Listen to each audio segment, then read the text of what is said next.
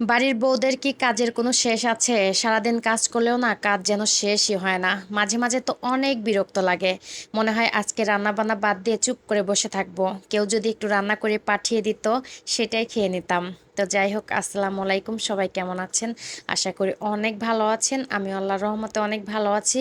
তো আজকের ভিডিওটা সকাল থেকে শুরু করলাম। সকাল এখন 10:30 বাজে। এদিকে আজকে সকাল সকাল ঘুম থেকে উঠে আপনাদের ভাইয়া বাজারে গেছিল, তো সেখান থেকে এক ব্যাগ বাজার করে এনে রেখে তারপর আবার সে বাইরে চলে গেছে। তো আমি হচ্ছে সকালবেলা মাদ্রাসায় গেছিলাম ছেলেকে নিয়ে, তো ওইখান থেকে এসে দেখি বাজারগুলো সব ফ্রিজে রেখে গেছে। তো সেগুলো আবার সবকিছু বের করলাম, সবকিছু তো কেটে আবার পরিষ্কার করে ধুয়ে তারপর ফ্রিজে রাখতে হবে, তাই না? আজকে আমার সারা দিনটাই মাটি, এগুলা কেটে পরিষ্কার করতে করতে আমার সারা দিনটাই চলে যাবে। আবার দুপুরে রান্নাও করতে হবে। ওই যে ভিডিওর প্রথমে বললাম না, মাঝে মাঝে মনে হয় কি রান্না বান্না বাদ দিয়ে চুপ করে বসে থাকি, কেউ যদি একটু রান্না করে পাঠিয়ে দিত, ওইটাই বসে বসে খেতাম। সেই কপাল তো আর হয়নি। যদি গ্রামের বাড়িতে থাকতাম তাহলে সম্ভব হতো। এখানে আমাকে কে রান্না করে দেবে বলেন তো আপনারাই? মাঝে মাঝে যে কত কিছু ভাবি। তো যাই হোক, এখন কি করার, সব রকম কাজ শেষ করে তারপরে এই যে মাংসগুলা বের করে নিয়েছি।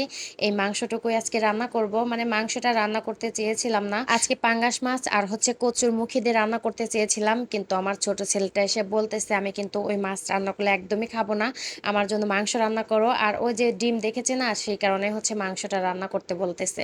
তো যাই হোক, এখন ছেলের আবদার তো মানতেই হবে, আর মুখি কাটতে অনেকটা সময় লেগে যাবে, সেই কারণে ভাবলাম যে চটপট একটু মাংসটাই রান্না করে নেই। আর আজকে মাছ মাংস কাটতে কাটতে এমনিতেই অনেকটা লেট হয়ে গেছে, এখন হচ্ছে প্রায় 1:30 পার হয়ে গেছে, আর এখনো আমি রান্না বসাতে পারিনি। যাই হোক, প্রথমে ভাত বসিয়ে দিলাম, আর এই চুলায় হচ্ছে আমি মাংসটা রান্না করে নেব। শুধু মাংস রান্না করব, আর কোনো কিছুই করব না, এমনিতেই অনেকটাই লেট হয়ে গেছে। আর দেখেন কি একটা অবস্থা, নতুন কড়াই আজকে রান্না বসিয়েছি, আর এদিকে ভয়েস দিতে পারতেছি না। মানে ভয়েস দেওয়ার সময় বারবার আমার চোখের দিকে লাইট মারতেছে।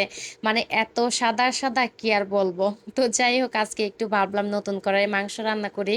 আর এমনিতে নতুন জিনিসে রান্না করতে কিন্তু অনেক ভালোই লাগে। আর কড়াইটা অনেক দিন ধরেই কেনা হয়েছে, কিন্তু এই কড়াইয়ের মধ্যে এখনো রান্না করা হয়নি। ভাবতেছিলাম যে কড়াইয়ের মধ্যে কি রান্না করা যায়, আর আমার কাছে কেন যেন মনে হচ্ছিল কড়াইটা একটু বেশি বড় হয়ে গেছে। তো যাই হোক, আপনাদের ভাইয়া বলতেছে কড়াই বড় হয়েছে, না হয় দেখা যায় দুই একজন যখন মেহমান আসে তখন আবার বড় জিনিসের দরকার হয়। তো যাই হোক, আমি কিন্তু সুন্দর করে মশলাটাকে কষিয়ে নিয়েছি, আর এদিকে হচ্ছে মাংসটাও দিয়ে দিলাম। আর এই মাংসটা হচ্ছে লেয়ার মুরগি বলে। ব্রয়লারের মাংস আমি একদমই খেতে পারি না। আপনাদের ভাইয়াকে বলেছিলাম বাচ্চাদের জন্য একটা ব্রয়লার নিয়ে আসো, আর আমার জন্য একটা লেয়ার নিয়ে আসো। তো আপনাদের ভাইয়া হচ্ছে দুইটাই নিয়ে এসেছে, আর আমি সুন্দর করে কিন্তু মশলার সঙ্গে ভালো করে মাংসের সঙ্গে মিশিয়ে নিয়েছি। আর এখন হচ্ছে ভালো করে কষিয়ে নিতে হবে। আর এই মাংসটা কষাতে কিন্তু একটু বেশি টাইম লাগে, আর বেশি করে কষালে দেখা যায় ভালোভাবে সিদ্ধ হয়ে যায়। তো যাই হোক, ভালো করে কষিয়ে নিয়েছি, আর এখন হচ্ছে কয়েকটা আলু দিয়ে দিলাম। আলু তো দিতেই হবে, আলু ছাড়া তো আমার বাচ্চাদের চলবেই না। যে কোনো মাংস রান্না করতে গেলে আলু আমাকে দিতেই হবে। আমার মনে হয় কি সব বাচ্চাদের মনে হয় আলুটা অনেক পছন্দ। মানে আলুটা থাকতে হবে মাংসের মধ্যে, না হলে তারা মাংস খাবেই না। তো যাই হোক, আমি কিন্তু অনেকটা সময় ধরে আমি অফ ক্যামেরায় মাংসটাকে কষিয়ে নিয়েছি। আর এখন হচ্ছে ঝোলের পানিটা দিয়ে দিয়েছি, আর উপরে কয়েকটা হচ্ছে কাঁচামরিচ আমি ভেঙে দিলাম। মানে এখন কাটার মতো সময়টা আমার হাতে নাই, কেটে দেবো যে এই সময়টাই আমি এখন পাচ্ছি। আর আপনারা তো জানেন আপুরা, যেদিন বাজার নিয়ে আসে সেদিন কি পরিমাণ কাজ করতে হয়। তো যাই হোক, আমার কিন্তু রান্নাটা হয়ে গেছে, আর মাংসটা খেতেও কিন্তু অনেক মজা হয়েছিল। তো যাই হোক, আজকের মতো এই পর্যন্তই। আর আমার ভিডিওটা দেখার জন্য সবাইকে অসংখ্য ধন্যবাদ। সবাই ভালো থাকবেন, সুস্থ থাকবেন, আল্লাহ হাফিজ।